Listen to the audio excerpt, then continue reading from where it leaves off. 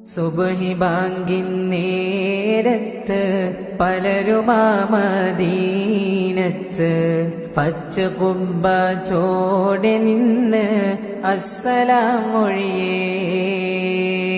പാവി ഞാൻ വിദൂരയാണ്, മോഹമാതിരു റൗളയാണ്, കരുണമന്ദിരമാ മദീന കാണുവാൻ കൊതിയേ.